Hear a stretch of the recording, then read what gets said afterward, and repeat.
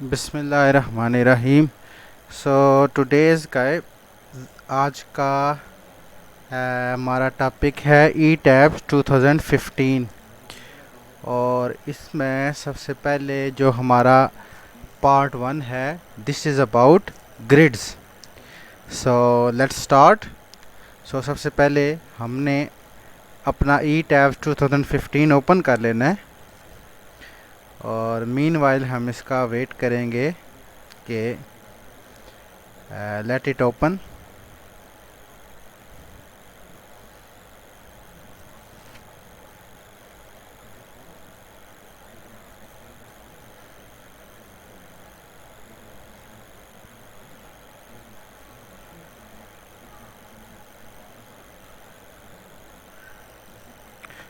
सो ई tab हमारा open हो गया है। सो सबसे पहले आपने क्या करना है, जब भी आपने किसी भी नए प्रोजेक्ट पे काम करना है, नए मॉडल पे काम करना है, आपने फाइल, न्यू मॉडल और कंट्रोल+N प्रेस करना है। तो मैं फाइल में जाके न्यू मॉडल पे क्लिक करता हूँ। इसके बाद जो यूज़र डिफाइंड सेटिंग्स हैं अगर आपके पास, तो आप वो भी कर सकते हैं। ठीक है जी। सो कुछ स्पेसिफिक मॉडल है जो आपने पहले प्रिपेयर किया हुआ है। ये बेसिकली कंपनीज़ की अपनी सेटिंग्स होती हैं कुछ। ठीक है जी। या आप किसी प्रीवियस मॉडल के रेफरेंस से आप सेटिंग्स करना चाहते हो।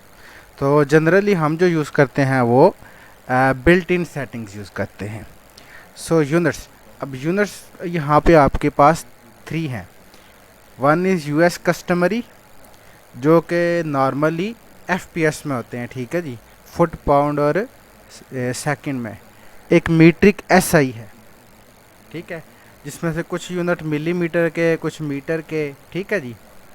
और कुछ आपके केजी, न्यूटन, किलो न्यूटन वगैरह के यूनिट्स में है। एम के एस में आपका क्या है, मीटर किलोग्राम सेकंड। ठीक है जी। इसमें हर चीज़ मीटर में होगी, चाहे वो स्ट्रक्चरल सेक्शनल डायमेंशंस हैं या लॉन्गिट्यूडनल डायमेंशन हैं, ऑल क्या होंगी, मीटर में होंगी। जबकि एसआई में क्या होगा, सेक्शनल डायमेंशन मिलीमीटर में होंगी और आपकी लॉन्गिट्यूडनल डायमेंशन मीटर्स में होंगी। ठीक है जी। सो हम ज़्यादातर फुट पाउंड सिस्टम ही यूज़ करते हैं, तो हम यूएस कस्टमरी यूज़ कर लेते हैं। इसके बाद आ जाता है स्टील सेक्शन डेटाबेस। अगर आप यूएस कस्टमरी यूनिट यूज़ कर रहे हैं तो 14, और अगर आप एसआई या एमकेएस यूज़ कर रहे हैं तो देन आप 14M यूज़ करेंगे। ठीक है जी। M mean metric. So American Institute of Steel Construction 14M। So जब आप ऐसा यूनिट यूज़ करेंगे, तो हम यहाँ पे कस्टमरी यूनिट कर देते हैं, तो हम इसको ASI 14 यूज़ कर लेंगे हम। इसके बाद स्टील डिज़ाइन कोड है AISC 360-2010। ठीक है जी। सो हम ज़्यादातर लोग 360-05 यूज़ करते हैं या LRFD 93 यूज़ करते हैं।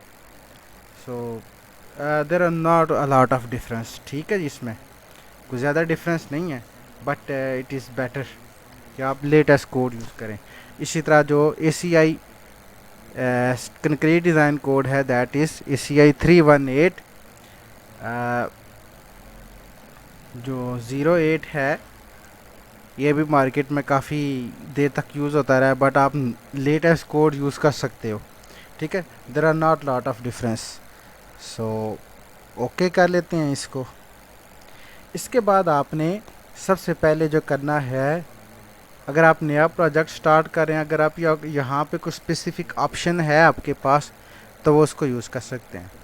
अगर आप स्टील डेक का डिज़ाइन कर रहे हैं तो आप इस ऑप्शन पे क्लिक कर सकते हैं। अगर आप स्टैगर्ड ट्रस का डिज़ाइन कर रहे हैं, फ्लैट स्लैब है। ठीक है जी, फ्लैट स्लैब जो मतलब बीम्स पे सपोर्टेड नहीं होती, जो सिर्फ कॉलम पे सपोर्टेड होती है। सो flat slab with perimeter beams अगर आप करना चाहते हैं। इसके बाद वेफल स्लैब्स हैं, 2 वे या रिब्ड स्लैब, तो आप कुछ करना चाहते हैं तो आप इन ऑप्शंस को सिलेक्ट कर सकते हैं। अदरवाइज जब आप किसी 3D बिल्डिंग का स्ट्रक्चर एनालिसिस करना चाहते हैं, तो आप ग्रिड ओनली के ऑप्शन को ही क्लिक करें। उसके बाद आपने क्या करना है, कस्टम ग्रिड स्पेसिंग। अगर तो आपकी ये सारी जो हैं डायमेंशंस इक्वल हैं इन ऑल डायरेक्शन, ठीक है जी, एक्स डायरेक्शन में सारी डायमेंशन इक्वल हैं, वाई डायरेक्शन में इक्वल हैं, नंबर ऑफ स्टोरीज़ की हाइट इक्वल है, तो ये आप यूज़ कर सकते हैं। अदरवाइज आई रिकमेंड कि कस्टम ग्रिड स्पेसिंग आप यूज़ करें। Edit grid data, so this is X grid data, this is Y grid data. So सबसे पहले हम क्या करते हैं कि हम ग्रिड्स को एक्सप्लेन कर लेते हैं थोड़ा सा। So this is some building model. So इसमें अगर मैं गैर ज़रूरी चीज़ें इरेज कर दूं,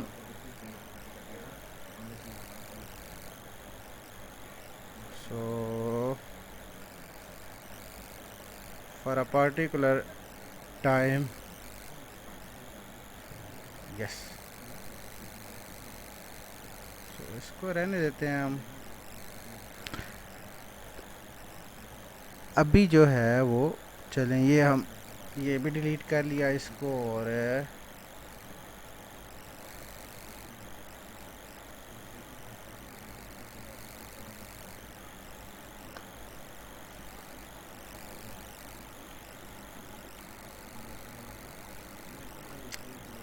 ओके।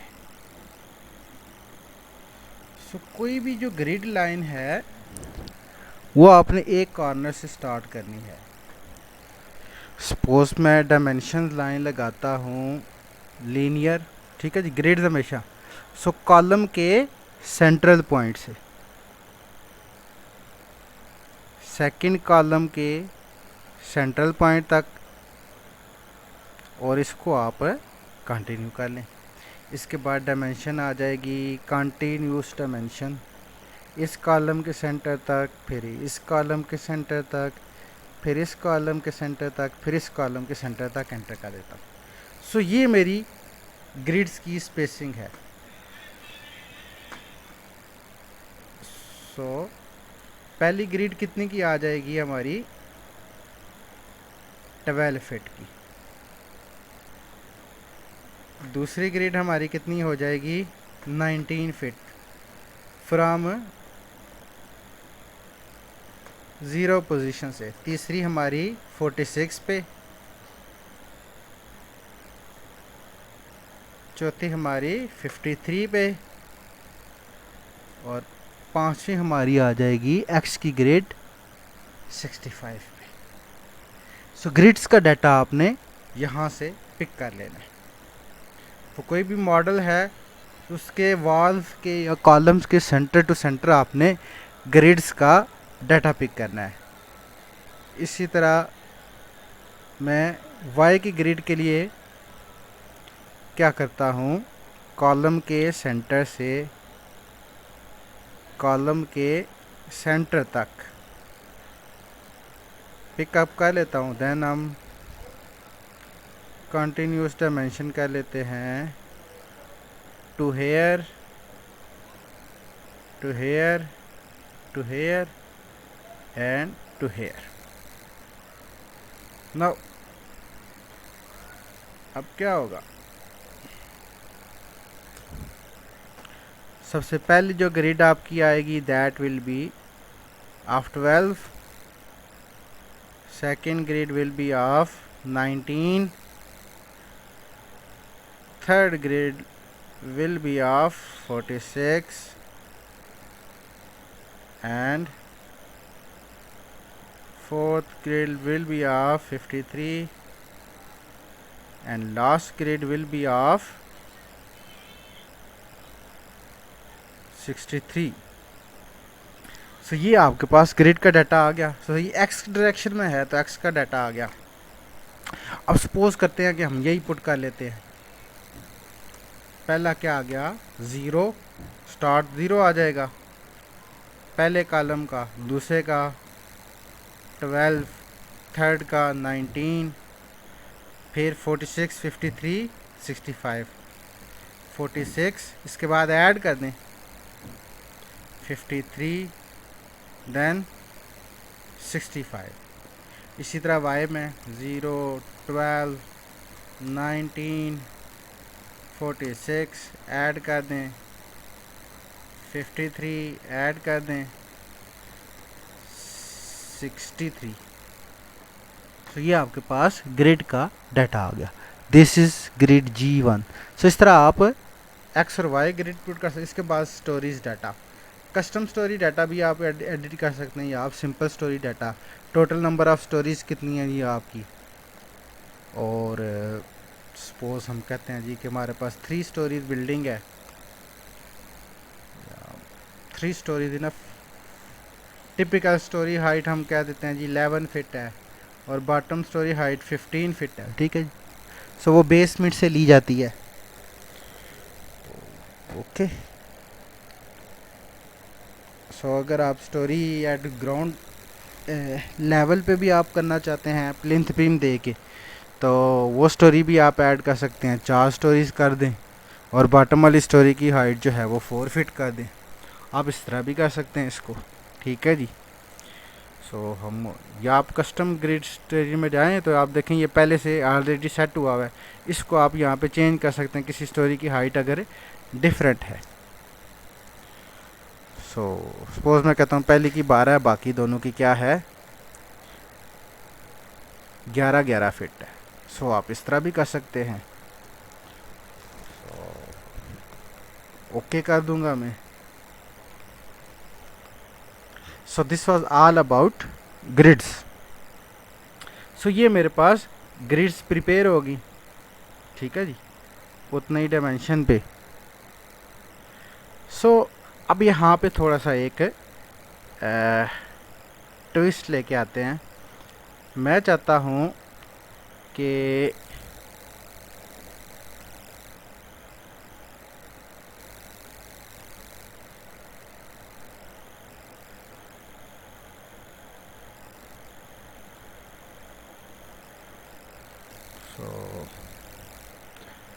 हम इसको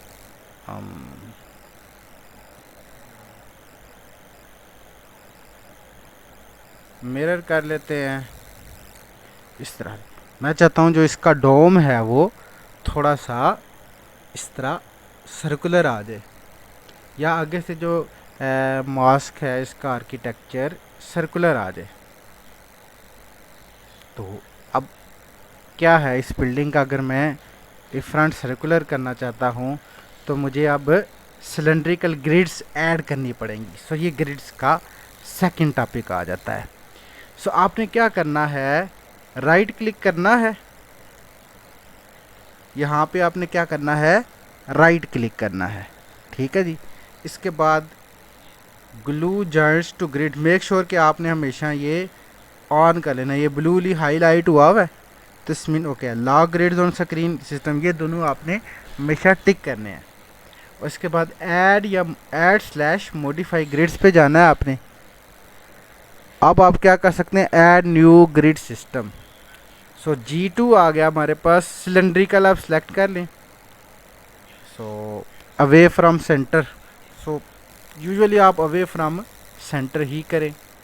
इसके बाद डायरेक्शन आप क्लॉकवाइज रखना चाहते हैं, काउंटर क्लॉकवाइज रखना चाहते हैं। I prefer clockwise in this case. So इसका सेंटर, अब आपको सेंटर कैसे पता चलेगा, देखिए इस आर्क का सेंटर ये बनता है, this is 63 feet in Y direction and at the center of the X direction. So 65 का हाफ कितना हो गया जी आपका 32.5। सो 32.5 एक्स सेंटर, और वाई पे सेंटर इसका 63 फीट पे बन रहा है। सो हमने ये पुट कर लेना है इसका centre. So add modify grid, add new grid system, cylindrical, away from centre, clockwise.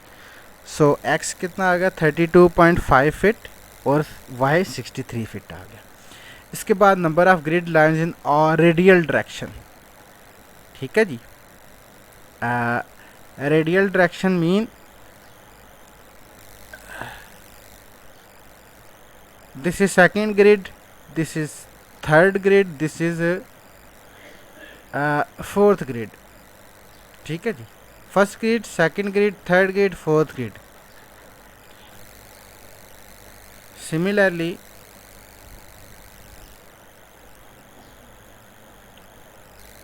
अब ये एंगुलर ग्रिड आ जाएगी हमारे पास.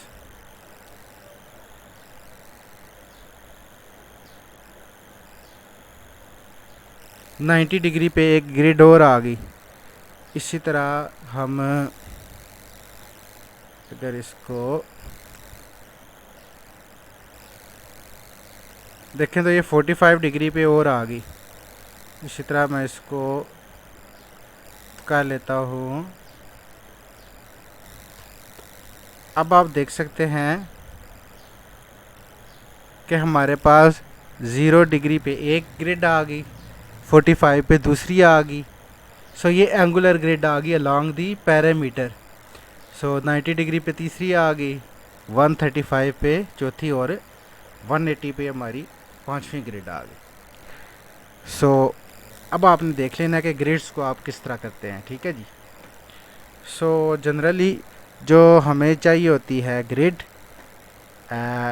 That is about three are enough for me. So total spacing of grid in all direction. So spacing of grid in all direction हमें कितनी चाहिए, हम देखेंगे. हमने कहा 3 ग्रिड डिफाइन करनी है, तो टोटल ये वाली हाइट मेरे पास कितनी बनती है ये मैं चेक कर लेता हूँ. That is 14 feet 2 inch. So that is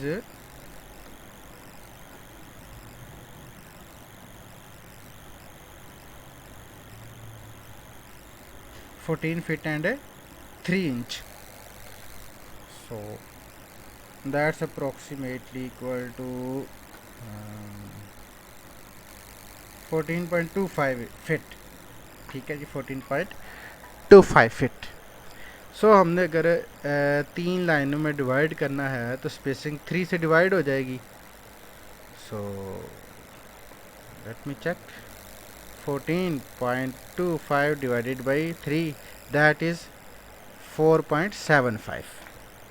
सो 4.75 पे हमारी क्या हो जाएगी स्पेसिंग इन ऑर्डर के 4.75. अब स्पेसिंग ऑफ 30 डिग्री, अगर 30 डिग्री की 3 ग्रिड्स हम लगाते हैं तो 90 डिग्री पे आ जाएगा. तो हम इसको क्या करते हैं जी, tangential, T mean tangent direction. ठीक है, तो हम 6 कर देते हैं 30 डिग्री की, या सॉरी 4 कर देते हैं हम 45 डिग्री की. So let me click it okay and let check. So अगर आप इसको देखें तो ये कुछ सही बना नहीं. सो हमें ग्रिड को क्या करना पड़ेगा, ये देखें इस कॉर्नर पे आ रहा है जबकि हम चाहते हैं कि ये इस कॉर्नर पे आए. सो हम ऐड स्लैश मॉडिफाई ग्रिड करेंगे. अब G2 को हम क्या करेंगे, मॉडिफाई शो ग्रिड सिस्टम. सो इसके बाद हमारा 9.5 तक आया ना, तो हम एक ऐड कर देंगे तो 14.25 तक आ जाएगा. इसी तरह एक हमारी 135 डिग्री तक आई. सो हम क्या कर देंगे, इसको भी ऐड कर देंगे 180 डिग्री तक. So now it is clear. ठीक है जी, कि ये ग्रिड्स हमारे पास आ गई. अब ओके कर देते हैं हम. सो अब आप देख सकते हैं कि ये जो ग्रिड्स हैं हमारे पास ये ऑलमोस्ट ओके आ गई हमारे पास. सो well, so this was all about cylindrical grids and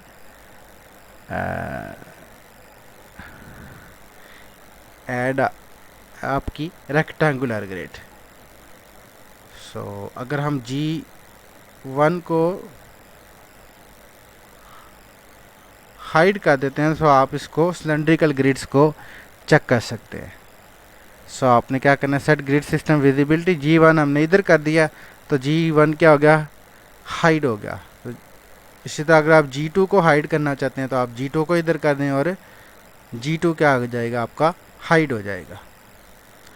so okay, that was all about grid systems.